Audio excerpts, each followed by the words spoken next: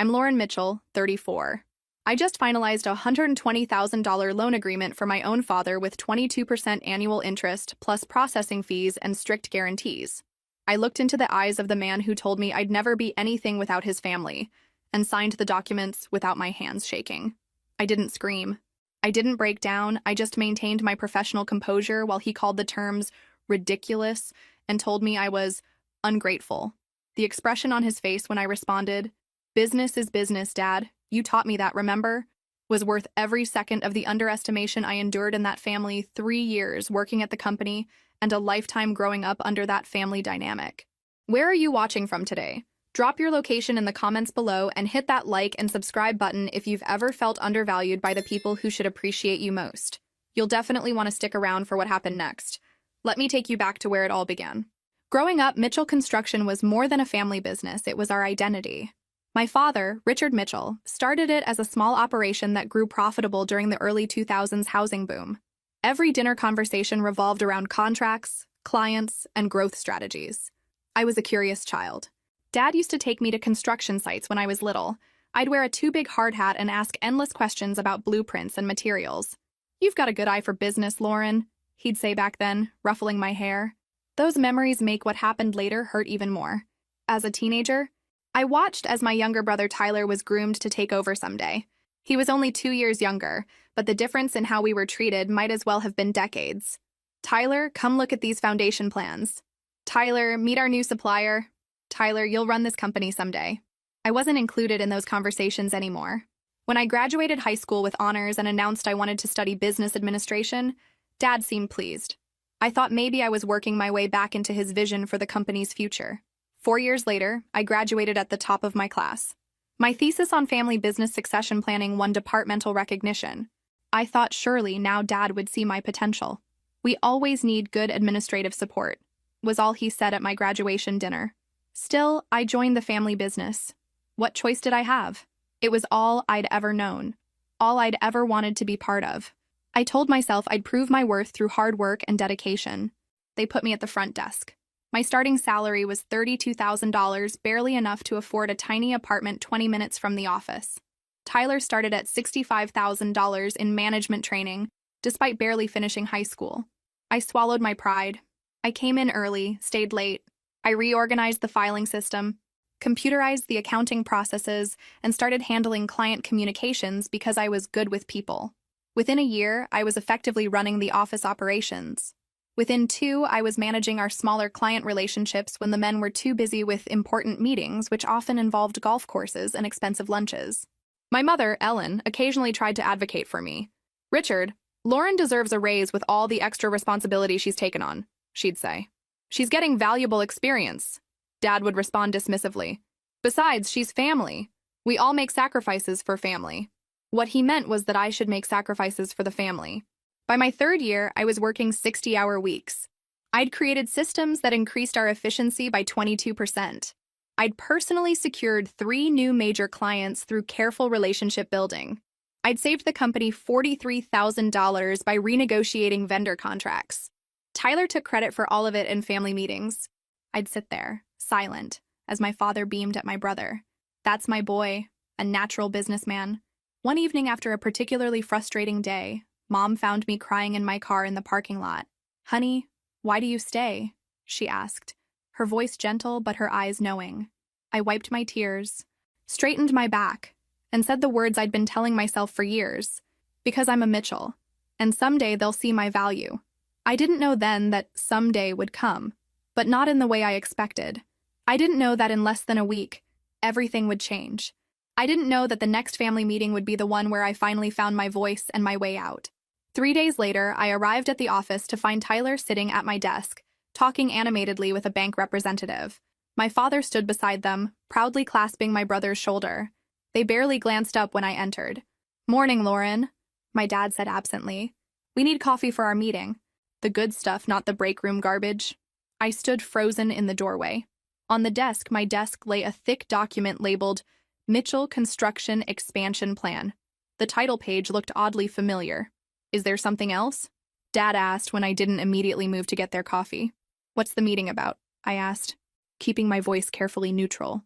Tyler's presenting his expansion plan, Dad said proudly. He's been working on it for months. Brilliant idea to get into construction financing. Construction financing. The exact proposal I'd spent 3 months researching and developing, the one Dad had dismissed as interesting before passing it to Tyler to extract something useful. I see, I said, my voice steady despite the trembling I felt inside. I'll get that coffee. In the break room, I gripped the counter so hard my knuckles turned white. I didn't scream. I didn't throw things. I filled the carafe, arranged cookies on a plate, and returned to serve the men who were stealing my ideas and my future. As I set down the tray, I caught a glimpse of the document. It wasn't just similar to mine, it was identical. Page after page of my research, my financial projections, my risk assessments. Only the name had changed. Lauren, Tyler said magnanimously, maybe you could take notes for us, since you're good at that sort of thing? Dad laughed. That's why we keep her around. Always organized, our Lauren. The bank representative looked uncomfortable. He glanced between us, perhaps sensing the tension. Actually, I said quietly, I have some filing to catch up on.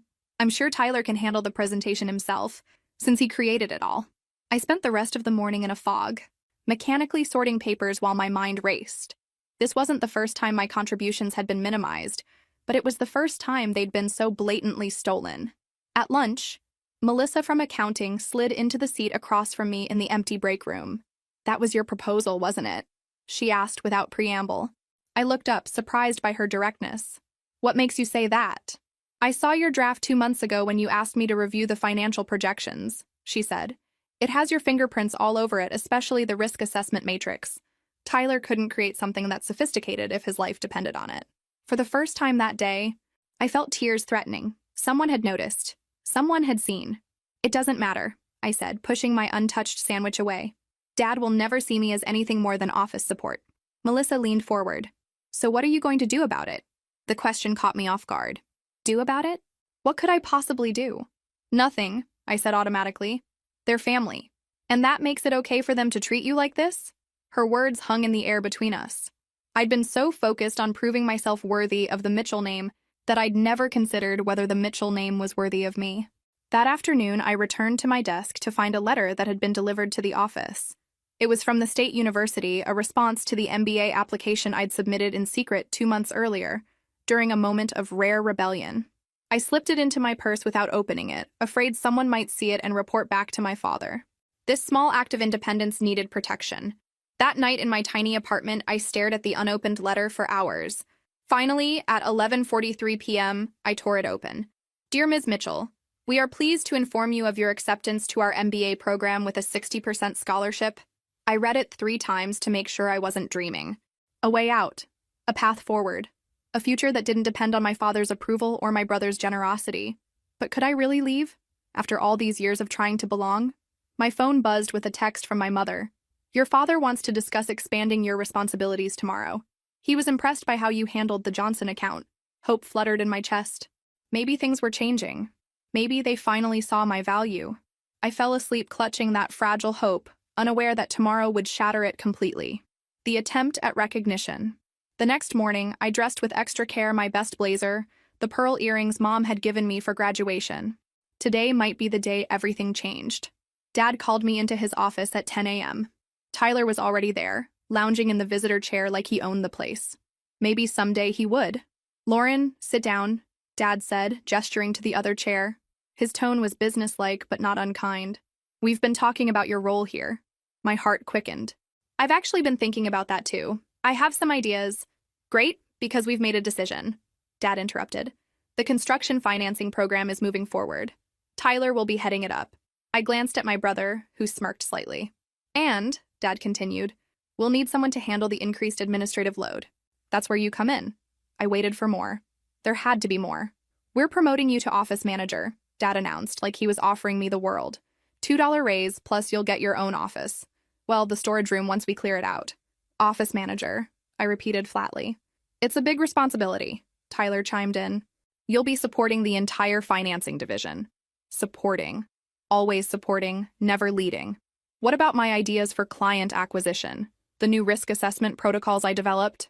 My voice sounded strange to my own ears, too high, too desperate. Dad waved his hand dismissively.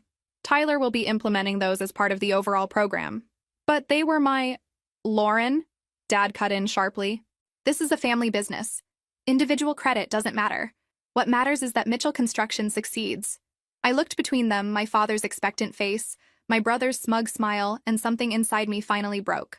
When you say family business, I said slowly, what you really mean is Tyler's business, don't you? Dad's expression hardened. That's not fair. We're offering you a promotion.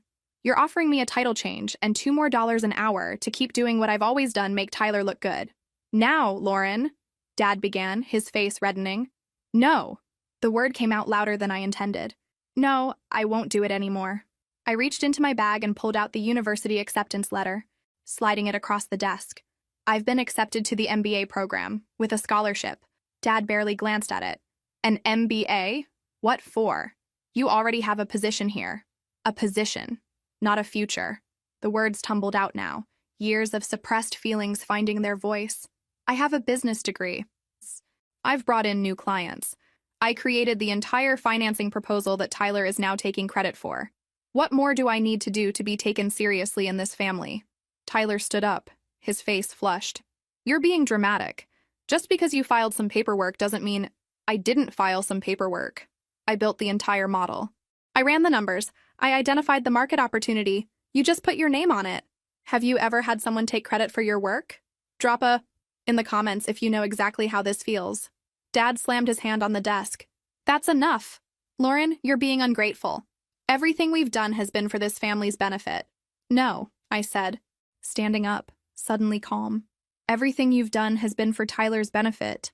I was just convenient free labor. I pulled a folded paper from my pocket, the resignation letter I'd drafted late last night just in case. 2 weeks' notice, I said, placing it on the desk. I start classes next month. Dad didn't touch the letter. You're making a mistake. What do you think you'll accomplish out there on your own? This business is your inheritance, your security. I looked him straight in the eyes. Is it? Or is it just Tyler's?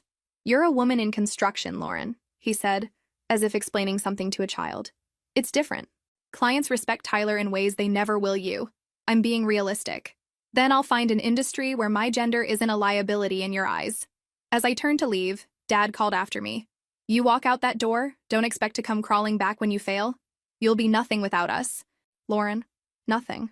I paused in the doorway, my back still to them, and spoke the words that would change everything. I guess we'll find out. The next 2 weeks were the longest of my life. I documented everything, trained my replacement, a nervous 19-year-old with no experience, and endured the awkward silences whenever I entered a room. Dad barely spoke to me. Tyler made a point of loudly discussing his financing program whenever I was within earshot. Mom tried to mediate, but even she wouldn't directly challenge Dad's decisions. He just wants what's best for everyone, she said one evening when she called me at home. Maybe this MBA will help you find your place in the company when you're done. Mom, I said gently, I'm not coming back. Her silence told me she didn't believe me. None of them did. They were so certain I'd failed that they couldn't imagine any other outcome. On my last day, Dad called me into his office. I don't know what I expected. An apology? A recognition of my contributions? Some fatherly advice? Instead, he slid a non-disclosure agreement across the desk. Legal says we need this given your access to client information. I stared at the document, noting the punitive clauses and broad restrictions. It would essentially prevent me from working in any related field within a 200-mile radius. I'm not signing this, I said, pushing it back. It's standard procedure. No, it's not. You never made any other employees sign something like this. Dad's jaw tightened. Other employees aren't family.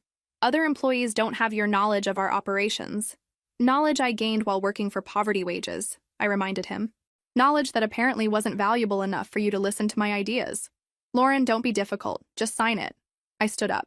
No, I've already consulted with a lawyer. You can't legally enforce this, especially not after the fact. His eyebrows shot up. You spoke to a lawyer?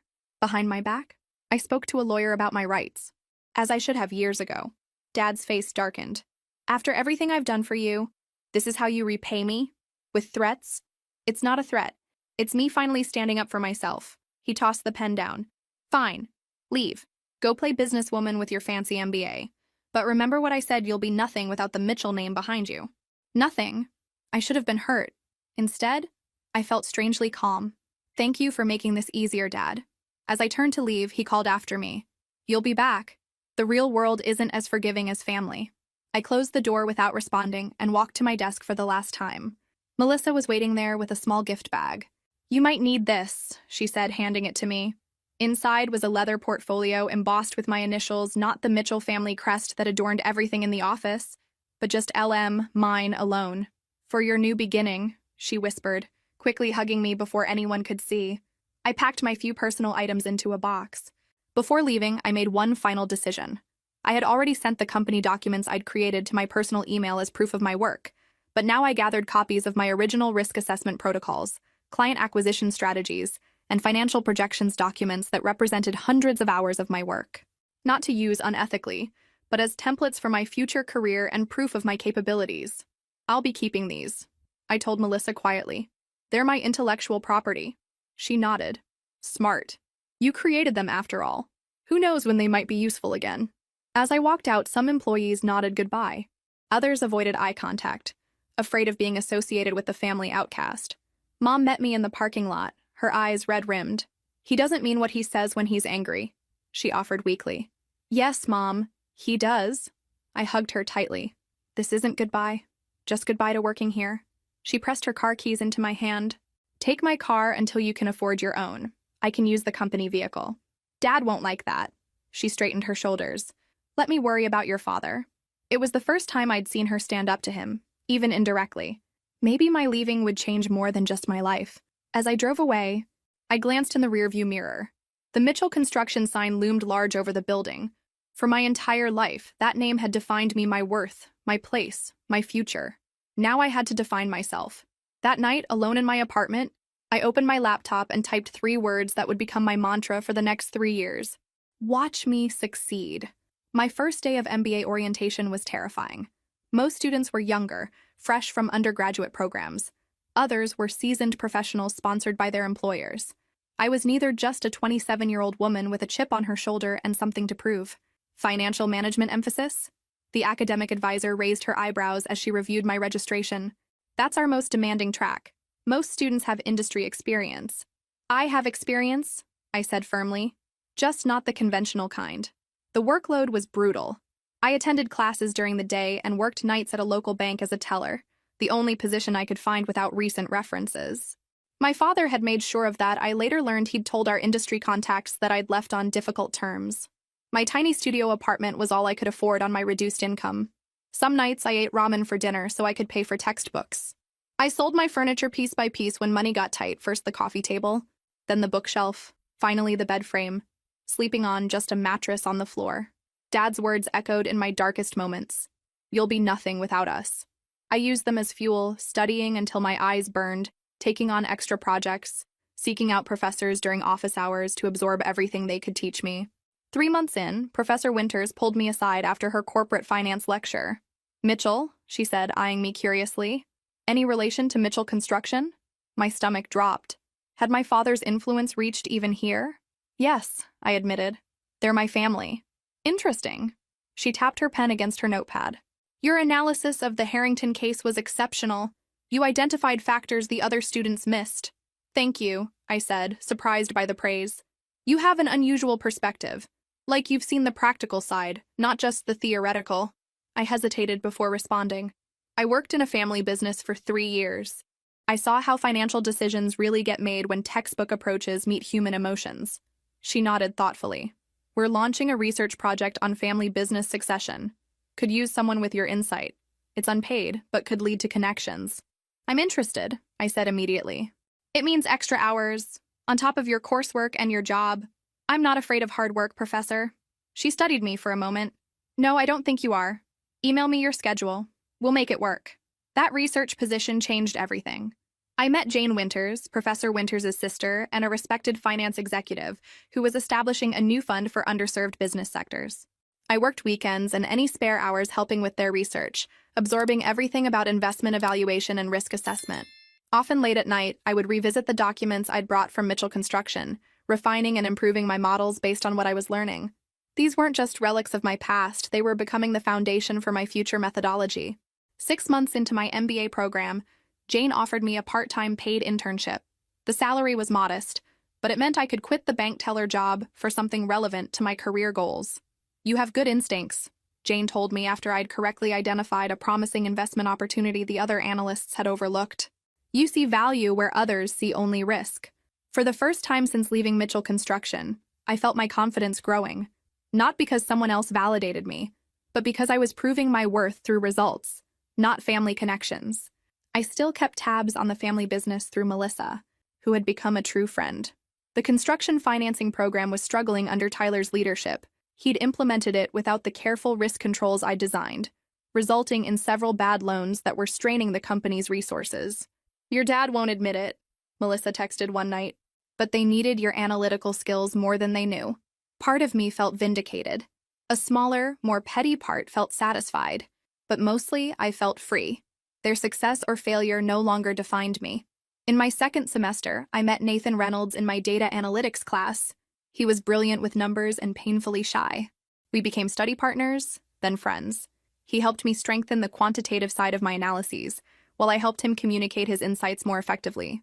By the end of my first year, I'd earned a 3.9 GPA, a paid position with Jane's investment firm, and something money couldn't buy: belief in myself. One evening, as I was leaving campus after a late study session, my phone rang. It was my mother. "Lauren," she said, her voice tight. "Your father's had a minor heart attack. Drop in the comments if you've ever had to balance family obligations with personal growth." I rushed to the hospital, my mind racing. Despite everything, he was still my father. When I arrived, Mom and Tyler were already there.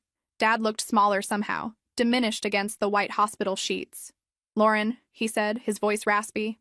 "You came." Was he surprised? Did he think I'd abandoned the family completely? "Of course I came," I said, standing awkwardly at the foot of the bed. "The doctor said it was a warning, not severe, but serious enough to require lifestyle changes. Less stress, better diet, regular exercise." "I can't slow down," Dad protested. "The business needs me. The business needs you alive," Mom countered with uncharacteristic firmness. I stayed for an hour, making appropriate conversation. As I was leaving, Tyler followed me into the hallway. "How's the MBA?" he asked, his tone suggesting he expected me to have failed by now. "It's going well," I said simply. "I'm working with an investment firm part-time." "Investment?" He looked genuinely surprised. "Like stocks and stuff?" "Business financing. Specifically, we help companies that traditional banks undervalue." Something flashed across his face, recognition, perhaps, that I was doing exactly what I'd proposed for Mitchell Construction, just for someone else. "That's good," he said, sounding uncertain. Dad will be pleased you found something." I almost laughed. I doubt that's his primary concern right now. "Yeah, well." Tyler shuffled his feet. "Things haven't been great at the company. The financing program has some challenges." Was he actually asking for my help? After everything? "I hope you figure it out," I said neutrally. "I need to get back to campus. I have an early class tomorrow."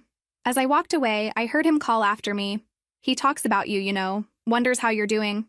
I didn't turn around. I couldn't let them pull me back into their orbit. Not when I was finally finding my own path. The next 2 years passed in a blur of classes, case studies, and hands-on experience at Jane's firm. I graduated with my MBA at the top of my class, with a specialization in financial analysis and investment management. Jane immediately offered me a full-time position as a junior analyst. "You've got something special, Lauren," she told me. "You understand numbers, but you also understand people. That's rare in this business." During this time, Melissa and I remained close. She had started taking night classes toward her CPA certification, inspired partly by my example. "If you can reinvent yourself, so can I," she told me over coffee one weekend. "I've always loved accounting, but never thought I could pursue it seriously until I saw you take the leap." 3 months into my new role, I was assigned my first solo client evaluation, a family-owned manufacturing business, seeking capital for expansion. The company had been rejected by traditional banks despite strong fundamentals because of concerns about management transition issues. I recognized the pattern immediately. The founder's son had been installed as president despite lacking experience, while his more qualified daughter was relegated to administrative roles. During my site visit, I spoke with both siblings. The daughter clearly understood the business on a deeper level, but deferred to her brother in meetings. I pulled her aside afterward. "You created the expansion plan, didn't you?"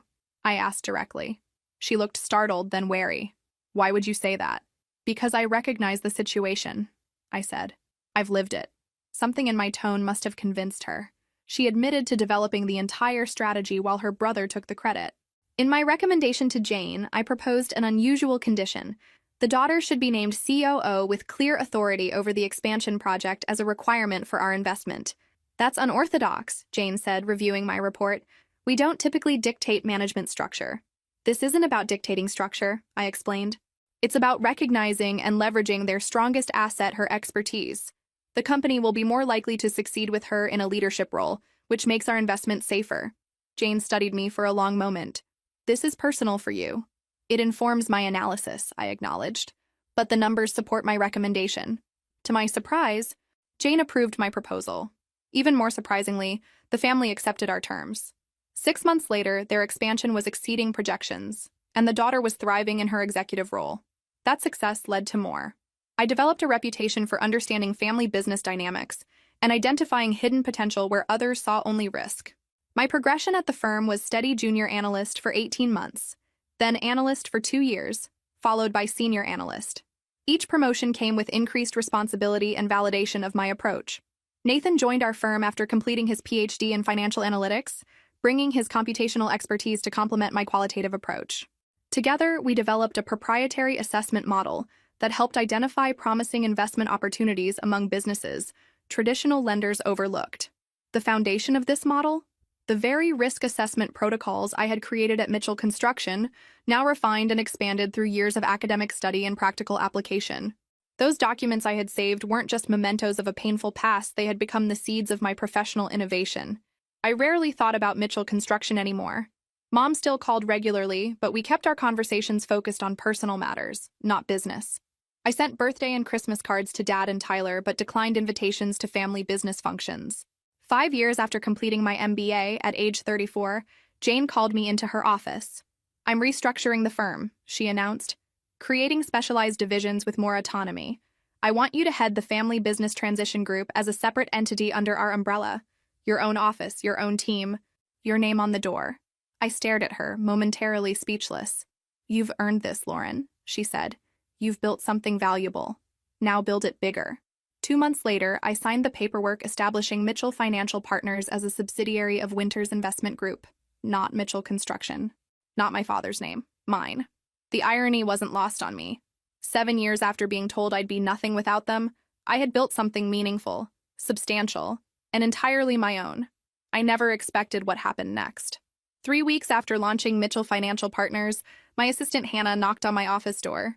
There's a call for you online too, she said, looking uncomfortable. It's a Richard Mitchell from Mitchell Construction. He says he's your father. My stomach tightened. Did he say what it's about? He mentioned needing to discuss a business matter urgently. I stared at the blinking light on my phone. After all these years, what business matter could possibly bring my father to call me? Thank you, Hannah. I'll take it. I picked up the receiver and pressed the button, adopting my professional voice. Lauren Mitchell speaking. Lauren. My father's voice sounded older, strained. I need to meet with you. No greeting. No congratulations on my new position. Typical. I'm quite busy with the new division, I replied evenly. What's this regarding? It's not something to discuss over the phone. Can you make time tomorrow? I'll come to your office. The direct request surprised me. Dad never came to others, they came to him. I have a 30-minute window at 2 p.m., I said, checking my calendar. Will that suffice? It will, thank you. He paused. Your mother says congratulations, by the way, on your new position. Thank her for me, I responded, noticing he couldn't bring himself to offer his own congratulations. After hanging up, I sat back in my chair, trying to process what had just happened. Why would my father suddenly reach out after 7 years of minimal contact? What urgent business matter could possibly involve both of us? I called Melissa, who still worked at Mitchell Construction, now as their assistant controller while completing her CPA studies. Is everything okay there? I asked after exchanging pleasantries. My father just called wanting to meet. Her hesitation told me everything. Lauren, it's not my place to say, but things aren't great. The financing division has been struggling for years. They've had some significant losses recently. How significant? I've said too much already, she replied carefully. But you should hear what your father has to say. The next day, I arrived at the office early, reviewing our lending criteria and preparing myself emotionally for whatever was coming. At 2:10 p.m., Dad was always exactly 10 minutes late, a power move Hannah showed him in. He looked older than I remembered. His hair had gone completely gray, and he'd lost weight, but he still carried himself with the same authoritative posture, dressed in his customary navy suit with the Mitchell construction pin on his lapel. "Lauren." He nodded, taking in my office, the view of the city, the awards on the wall, the sleek modern furniture that projected success and stability. "Dad," I replied, gesturing to the visitor's chair. "Please sit." He settled himself, glancing around again. "Nice place. Winters has done well by you." "I've done well by Winters," I corrected gently. "What can I help you with today?" He cleared his throat, clearly uncomfortable. "I'll come straight to the point. Mitchell Construction is facing some financial challenges. We need a cash infusion to meet current obligations while we reorganize." I kept my expression neutral. "I'm sorry to hear that. Have you approached your usual lenders?" "We've exhausted those options," he admitted. "Our debt-to-income ratio is problematic at the moment." Translation: they were overextended and banks considered them too risky. "And what exactly are you proposing?" I asked, though I already knew the answer. "We need a loan. $120,000 would cover immediate needs until we can right the ship. The exact amount of my college tuition and expenses. The money I'd needed when he'd told me I'd be nothing without them." The irony wasn't subtle. "I see," I said carefully. "You're aware that Mitchell Financial Partners specializes in business transition financing, not emergency funding." "Yes, but..." He shifted in his seat. "I thought given our connection, you might make an exception." "Our connection," I repeated. "You mean our family relationship?" "Exactly. Family helps family." I allowed myself a moment to absorb the audacity of his request. After years of minimizing my contributions, taking credit for my ideas, and finally dismissing me entirely, he now wanted to leverage our connection when it benefited him. "Tell me about these financial challenges," I said, reaching for a notepad. "When did they begin?" Dad looked relieved that I was engaging with his request. For the next 20 minutes, he outlined the company's situation, how the construction financing program had expanded too quickly, how several large loans had defaulted, how they'd used company reserves to cover losses. Every problem stemmed from the exact issues my original proposal had safeguards against the safeguards Tyler had removed when he put his name on my work. "And Tyler's role in all this?" I asked. Dad hesitated. "He's focusing on operations now. The financial side wasn't his strength." A diplomatic way of saying my brother had failed at implementing my ideas. "I'll need to see financial statements for the past 3 years, I said, making notes. "Full disclosure of all outstanding debts, client contracts, and asset valuations. Our committee will need to perform due diligence." "Committee?" Dad frowned. "I thought you would handle this personally." "That would be a conflict of interest," I explained. "All loan applications go through our evaluation process. No exceptions." "But surely in this case, no exceptions," I repeated firmly. "Not even for family. Especially not for family." He looked like he wanted to argue, but instead nodded stiffly. "When can we expect an answer?" "Once we have all documentation. The review typically takes 5 to 7 business days. I'll recuse myself from the final decision, of course." As he stood to leave, he hesitated. "Your mother would love to see you. It's been a while." "Tell her I'll call this weekend," I promised. "And Dad? The committee will evaluate your application fairly. But prepare yourself if approved. The terms may be strict, given the risk factors." He nodded, a flash of the old pride crossing his face. I wouldn't expect special treatment. But that was exactly what he had expected. He just hadn't anticipated being on the requesting end. After he left, I sat quietly in my office, processing what had just happened. The universe had handed me the perfect opportunity for petty revenge, served on a silver platter. But that wasn't who I wanted to be. I would ensure the evaluation was fair, the terms appropriate for the risk level, and the decision based on sound business principles, just as I had always wanted for myself. What do you think will happen next? Leave your predictions in the comments below. The confrontation. 3 days later, I received the complete financial package from Mitchell Construction. The situation was worse than my father had indicated. They weren't just experiencing temporary challenges, they were on the brink of insolvency. Bad loans had piled up, credit lines were maxed out, vendor payments were consistently late. 3 banks had already declined their loan applications, citing poor management and excessive risk. I immediately contacted our legal team to discuss how to handle the obvious conflict of interest. Their advice was clear and comprehensive. I could oversee the initial analysis but should recuse myself from the final decision. Additionally, we needed to document every step of the process meticulously, have the ethics committee review the terms, and ensure an independent third-party validator confirmed our risk assessment. Following these guidelines, Nathan led the evaluation team, applying our standard metrics without knowing the company's connection to me. His preliminary assessment was blunt. Based on standard criteria, this is a clear rejection, he told me, pointing to their spreadsheet. Debt ratios are alarming, cash flow is inconsistent, and their collateral is already leveraged. I nodded, not surprised. If we were a traditional lender, I'd agree. But we're not. Look beyond the numbers, what do you see? Nathan frowned, reviewing the documents again. Well, their core construction business is still fundamentally sound. It's the financing division that's dragging everything down. If they jettisoned that, restructured management, and focused on their strengths? Exactly, I said. This isn't just a financial problem, it's a structural one. After further analysis, Nathan's team recommended a conditional approval, a high-interest loan with strict oversight requirements, including monthly reviews and management restructuring. The interest rate they proposed was 22% high, but defensible given the risk factors. I stared at that number for a long time. It was technically justifiable, but would be challenging for the company. With a few adjustments to the risk assessment, I could easily justify a lower rate. Was this the moment I'd been unconsciously waiting for? The chance to exact a measure of justice for years of undervaluation? After careful consideration, I made my decision. I wouldn't lower the rate, but I wouldn't raise it either. I would let the committee's recommendations stand strict but defensible. Business, not personal. The ethics committee and third-party validator reviewed the terms and confirmed they were appropriate given the risk factors. Everything was documented and above board. This wasn't about family dynamics, it was sound business practice. I called my father's office the next morning. The loan has been conditionally approved, I informed him. I've emailed the terms for your review. Conditionally? He asked, wariness evident in his voice. Yes, there are specific requirements regarding oversight and management structure.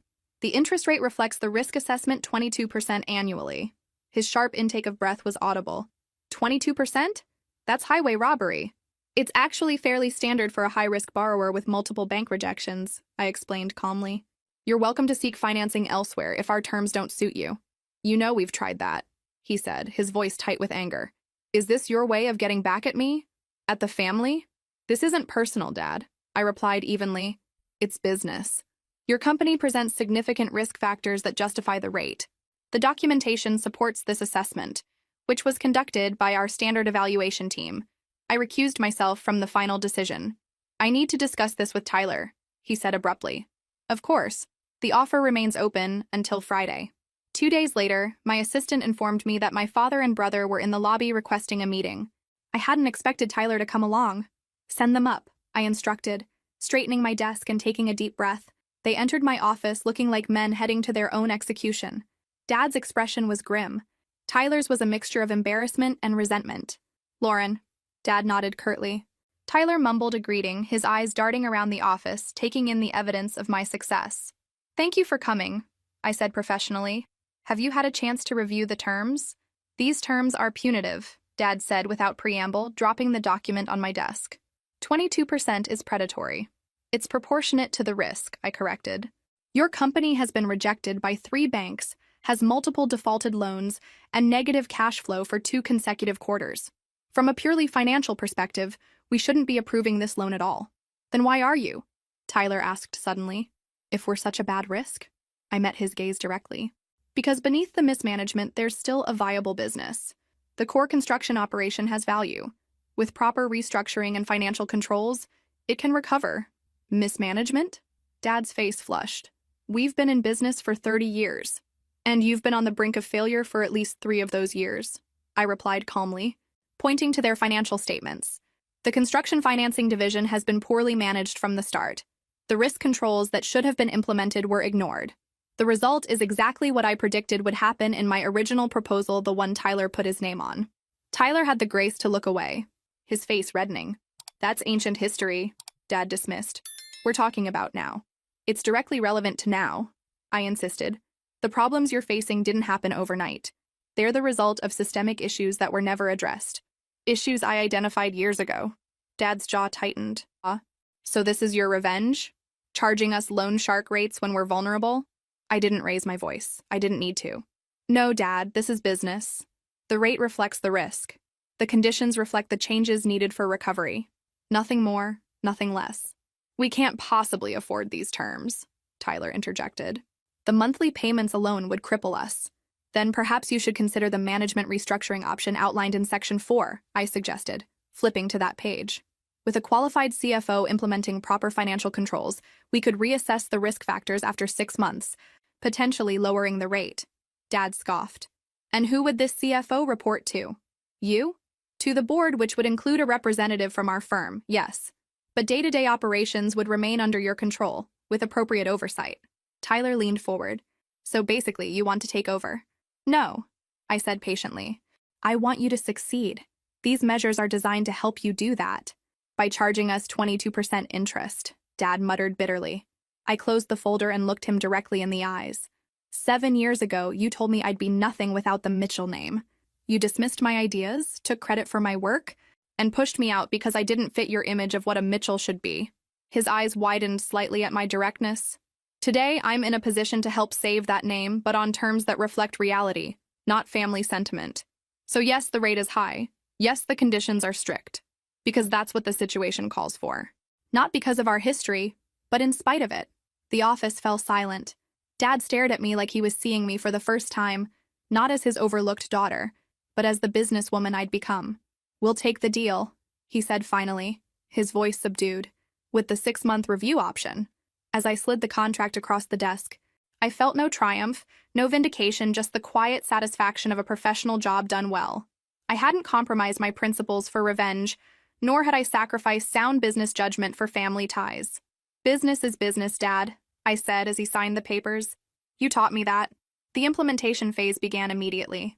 As per our agreement, Mitchell Construction would receive the $120,000 loan with specific disbursement schedules tied to milestone achievements. Each month, our consultant would review their operations and financial controls.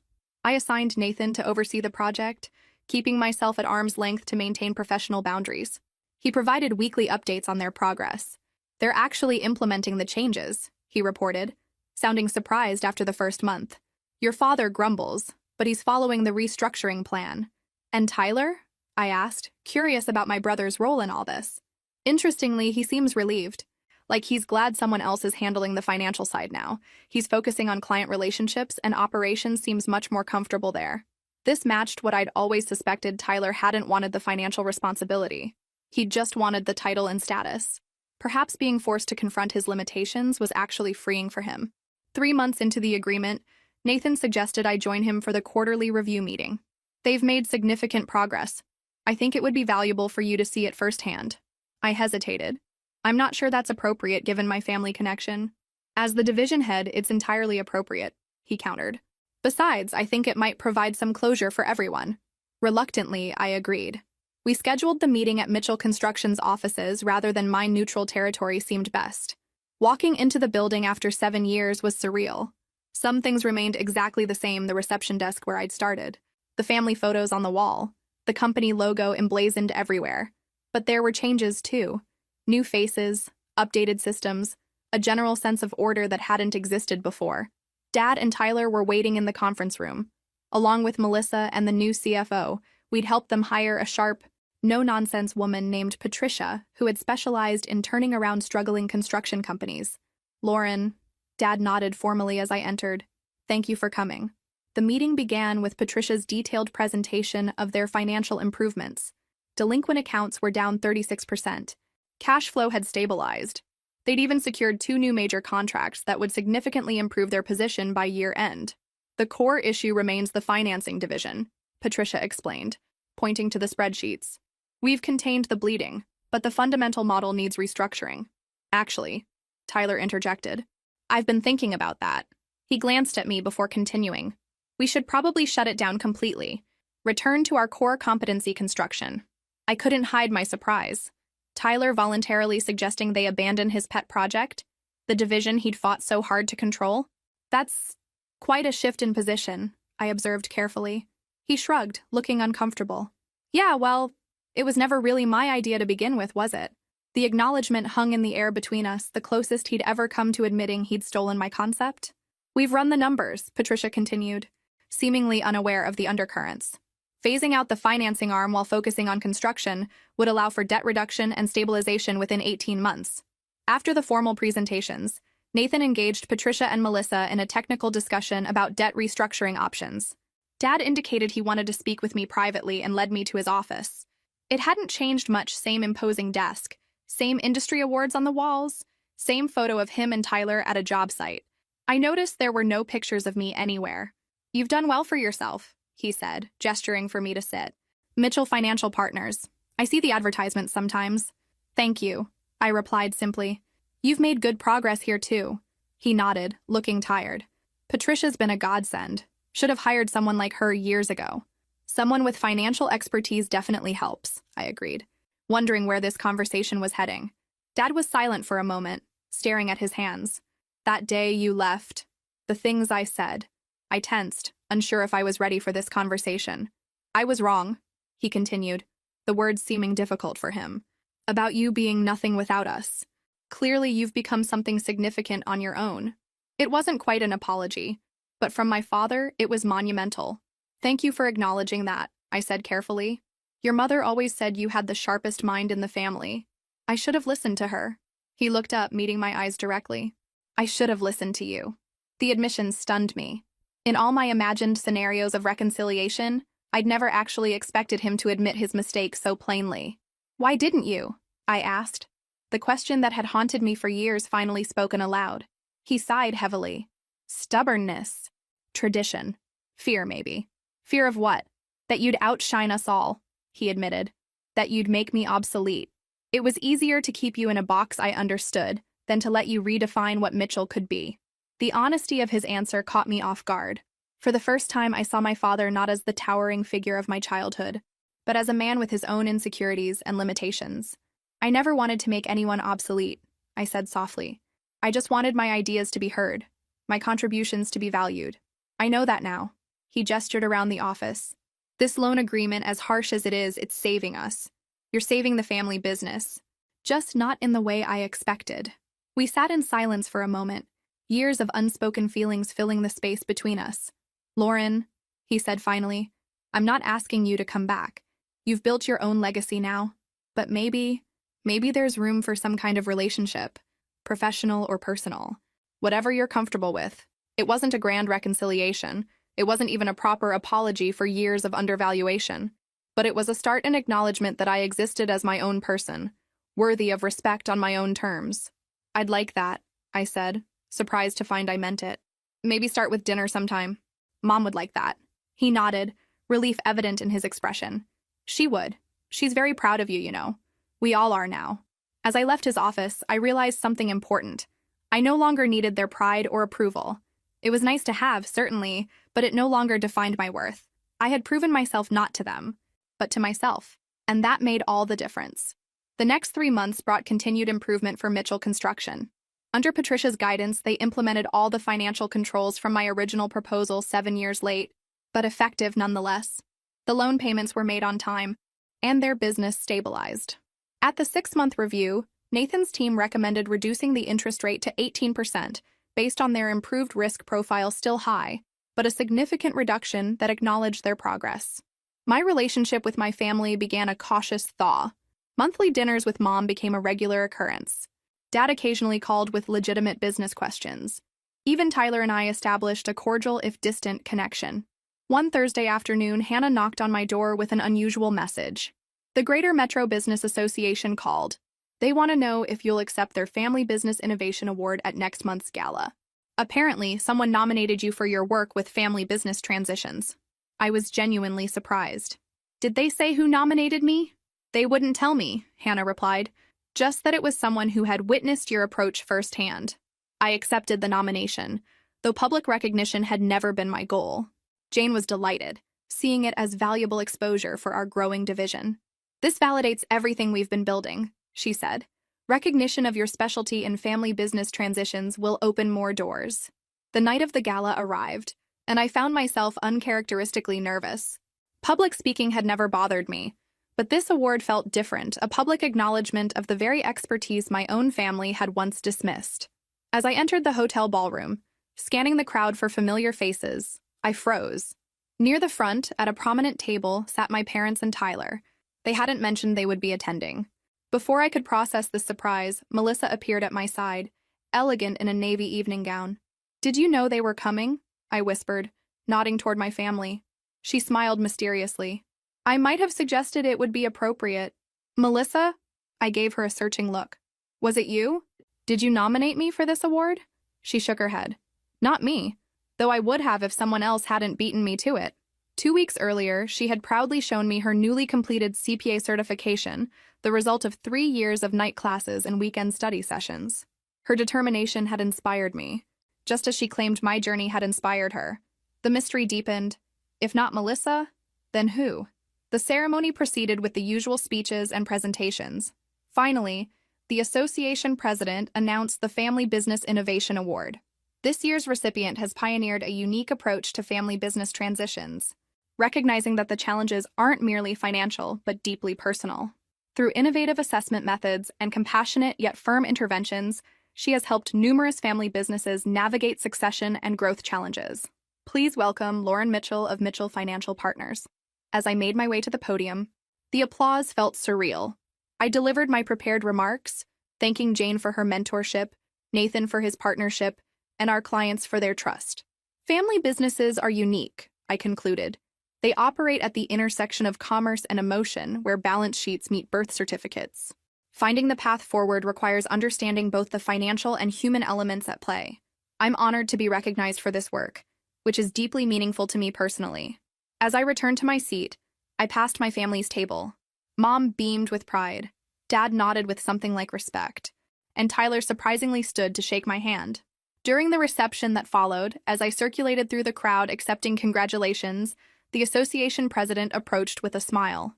"I thought you might want to know who nominated you," she said. "It's unusual, but he gave permission to share his name after the ceremony." "Yes, I've been curious," I admitted. "It was a joint nomination," she explained. "Richard Mitchell began the process about 6 months ago, but it was incomplete. Then just last month, Melissa from your office submitted additional documentation that completed the nomination package." I couldn't hide my shock. "My father started the nomination?" "Yes, with quite a compelling letter about how your approach saved his company while preserving family relationships. He wrote that you exemplified the best qualities of business leadership by balancing financial rigor with understanding of family dynamics." It was clearly difficult for him to write. The letter went through several drafts. According to our committee, I thanked her mechanically, my mind reeling. My father, the man who once told me I'd be nothing without the family name, had begun the process of publicly recognizing my professional achievements. And he'd started it long before the loan was reduced, or relations had truly thawed. Later that evening, I found him alone by the bar, nursing a club soda. "You nominated me," I said simply, taking the seat beside him. He didn't deny it. "You deserved it. What you did for our company, it wasn't just a loan. It was a restructuring that saved us while letting us keep our dignity." "The terms were harsh," I reminded him. "They were fair," he countered. "Fair and necessary. That's what I finally understood." He turned to face me fully. "For years, I thought business was about power, who had it, who wielded it. What you showed me was that true business success comes from alignment, finding where value genuinely exists and nurturing it, even when it doesn't look like what you expected." Coming from my father, this was a profound shift in perspective. "The company's doing well now," he continued. "Tyler's thriving in operations, Patricia has the finances under control, and we've returned to what we do best. We're actually discussing expanding again the right way this time." "I'm glad," I said sincerely. "The thing is, Lauren," he hesitated, seeming to search for the right words. "What you built, your own firm, your own approach, it's more impressive than anything I ever did with Mitchell Construction. You didn't just succeed. You innovated, created something new." The acknowledgement washed over me like a wave, healing places I hadn't realized were still raw. "Thank you for saying that," I said softly. "It means a lot coming from you." He nodded, looking slightly embarrassed by the emotional moment. "Well, your mother always said you'd surprise us all someday. Turns out she was right." As usual, we shared a genuine smile, perhaps the first in many years. As the evening wound down, I found myself standing between two worlds that no longer seemed entirely separate: the family that had shaped my beginnings and the career I had built despite their doubts. Both had contributed to who I had become. The 22% interest loan had been a business decision, not a personal vendetta. But it had catalyzed something unexpected, a recalibration of our family dynamic, based on mutual respect rather than predetermined roles. Sometimes justice doesn't look like revenge. Sometimes it looks like growth. Over the next few months, my division continued to expand. We hired 3 more analysts and opened a satellite office in the neighboring state. Nathan developed a sophisticated algorithm that improved our risk assessment model, allowing us to serve even more family businesses in transition. My relationship with my family settled into a new pattern: professional respect, with cautious personal reconnection. Mom and I had weekly lunches. Dad occasionally called to discuss industry trends. Tyler and I maintained a cordial distance. Our childhood rivalry transformed into something more like mutual acknowledgement of our different strengths. The loan to Mitchell Construction was being repaid on schedule, with the interest rate now reduced to 15% after another successful quarterly review. Their business had stabilized significantly, with Patricia implementing financial controls that should have been in place years ago. One Tuesday morning, Hannah interrupted my review of quarterly projections. "Your brother's here," she announced, looking surprised. "He doesn't have an appointment." Tyler rarely initiated contact, making this unexpected visit intriguing. "Send him in." He entered my office with uncharacteristic hesitation, his usual confidence subdued. "Got a minute? I need some advice." "Of course," I replied, gesturing to the visitor's chair. "What's on your mind?" He sat, fidgeting with his watch. "Dad's talking about retirement. Wants to announce it at the company's 35th anniversary party next month." This was news to me. I didn't realize he was considering stepping down. "Yeah, well," Tyler shifted uncomfortably. "That's why I'm here. He wants me to take over as CEO." The old Tyler would have announced this triumphantly. The fact that he seemed troubled by the prospect was interesting. "Isn't that what you've always wanted?" I asked carefully. "I thought so," he admitted. "It was always the plan, right? But after everything that's happened, the near bankruptcy, the loan, working with Patricia," he shook his head. "I'm not sure I'm the right person for the job." His candor surprised me. "What makes you say that?" "I'm good with clients, good on job sites, but the financial side, the strategic planning, that's never been my strength." He looked up, meeting my eyes directly. "That was always you." The acknowledgement so long in coming caught me off guard. "The thing is," he continued, "I don't want to screw it up, not after we've come so far. But Dad's set on keeping the company in the family." I began to see where this was heading. "And you're thinking—" I was thinking maybe we could work something out, some kind of partnership. The word seemed difficult for him. "You've got the financial expertise. I know the operations side. Between us, we cover all the bases." 7 years ago, this was all I had wanted: recognition of my value to the family business, a role that utilized my skills, a seat at the table. Now, I had built something of my own, something that reflected my vision and values. "Tyler," I said gently, "I appreciate the offer, but Mitchell Financial Partners is my primary focus now. I can't divide my attention." His face fell. "I understand, it was a long shot. But," I continued, "that doesn't mean we can't find another solution. Have you considered a different management structure? One that plays to your strengths while bringing in expertise where needed?" He looked intrigued. "What do you mean?" "A board structure. You as president, overseeing operations and client relationships. Patricia continuing as CFO with expanded authority. Maybe bringing Mom in officially for the design consulting she's been doing informally. Dad could transition to board chairman, still involved but not in day-to-day operations." Tyler considered this. "A family business that doesn't put all the pressure on one family member." "Exactly," I nodded. "Success doesn't have to look like Dad's version of it. You can create a structure that works for who you actually are, not who you think you should be." For the first time in our adult lives, Tyler looked at me with something like admiration. "You always could see the bigger picture." "It's what I do now," I reminded him. "Help family businesses find sustainable paths forward." "Would your firm—" He hesitated. "Would you personally consult on this transition? Help us set it up right?" It was a significant request, not just for professional assistance, but for personal involvement in the family's future. "I'd need to maintain professional boundaries," I cautioned. "Establish clear parameters about my role." "Of course," he agreed quickly. "We'd want this done properly, with contracts and everything." I smiled at his eagerness. "Then yes, I think I could help design a transition plan. As a consultant, not as a family member." Tyler's relief was palpable. "Thanks, Lauren. This means a lot." As he stood to leave, he paused awkwardly. I never properly apologized. "You know, for taking credit for your work, for letting Dad push you out." "No, you didn't," I agreed. I'm sorry, he said simply. I was insecure. Knew I couldn't measure up to you, so I took shortcuts. It wasn't right. The apology was 7 years late, but still meaningful.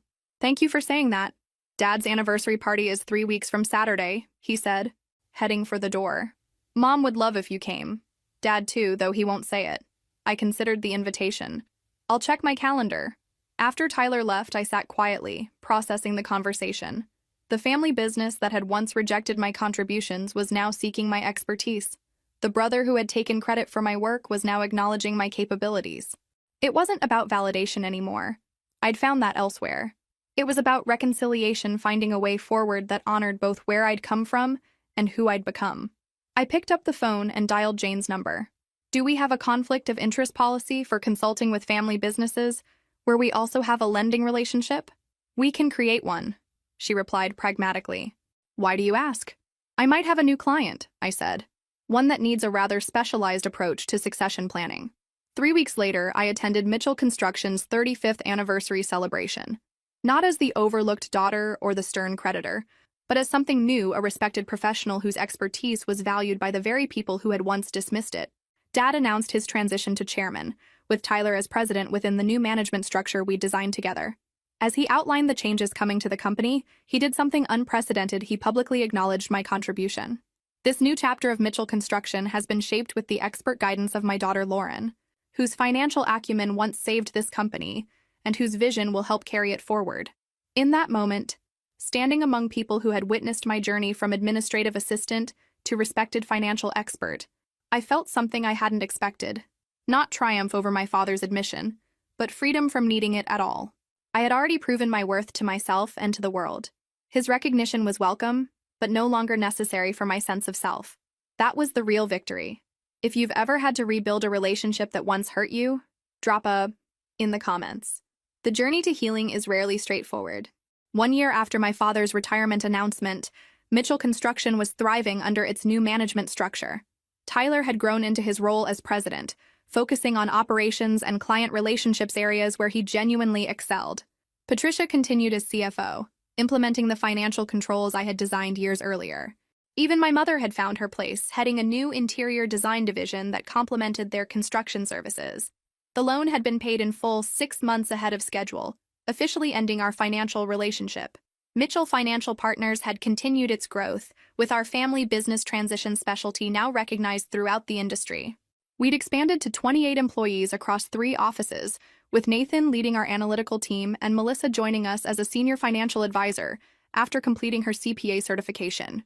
Our firm was valued at $1.4 million, modest in the financial world, but a significant achievement for a specialized boutique operation built from scratch in just a few years. We managed a loan portfolio of $5.6 million, focusing on quality over quantity in our specialized niche. On a crisp autumn morning, I sat in my office reviewing our quarterly performance when Hannah announced an unexpected visitor. "Your father's here," she said. "Says he needs just a few minutes."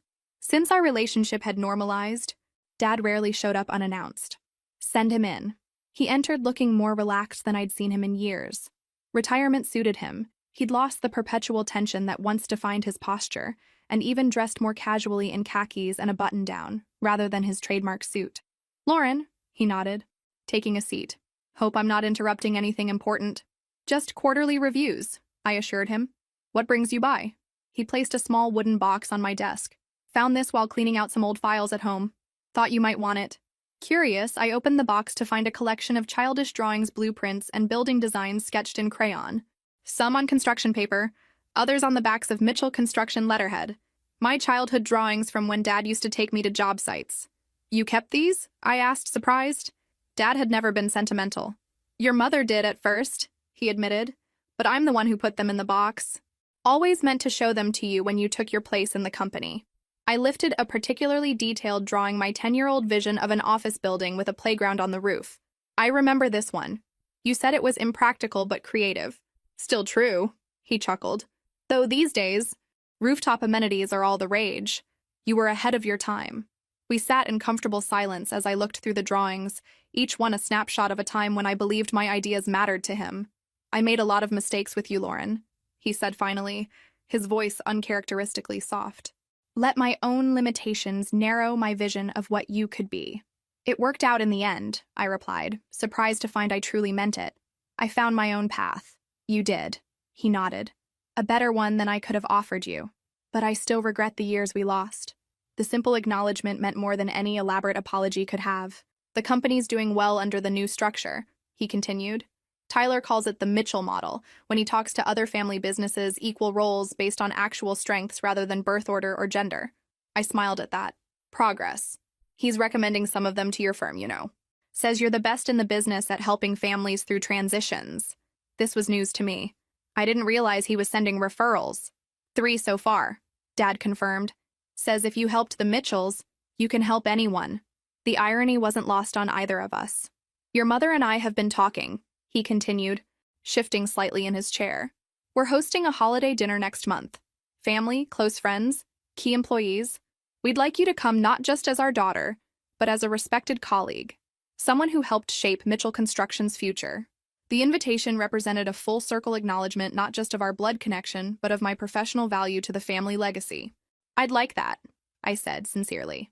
As Dad stood to leave, he paused, looking around my office with appreciation rather than the assessment I'd seen in his eyes during his first visit years ago. You built something remarkable here, Lauren. Something uniquely yours. His voice carried genuine admiration. When the Mitchell name means something different because of you, something more than just construction. That's a legacy in itself. After he left, I sat with the box of childhood drawings, reflecting on the journey that had brought me here. From the overlooked daughter to the stern creditor, to something new, a professional whose worth was recognized on her own terms. The 22% interest loan had never been about revenge. It had been about business-appropriate terms for a high-risk investment. But it had catalyzed something more valuable than financial recovery.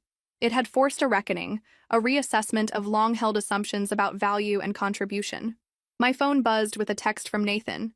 Meeting in 5 minutes to discuss the Addams family transition proposal? I smiled, returning the drawings to their box. The past had its place, but my focus remained on the future, helping other families navigate their own transitions, with the insight that only someone who had lived both sides of the equation could offer. That evening, I met Melissa for our regular Tuesday dinner. Over the years, she had evolved from a sympathetic colleague to a trusted friend to a valued team member at Mitchell Financial Partners. So your father finally gave you those drawings, she observed, sipping her wine. He mentioned finding them months ago. You knew about them? She smiled. I might have helped him locate the box when he was cleaning out his office. Suggested it might be meaningful to you. Always the facilitator, I teased. First the award nomination, now this. Actually, she admitted, the award nomination was all him. I just helped complete the paperwork when he got stuck on the formal requirements. I shook my head, still amazed by how much had changed. Did you ever imagine, back when we were having lunch in that sad break room, that we'd end up here? Not specifically here, she acknowledged. But I always knew you were meant for more than what they allowed you to be.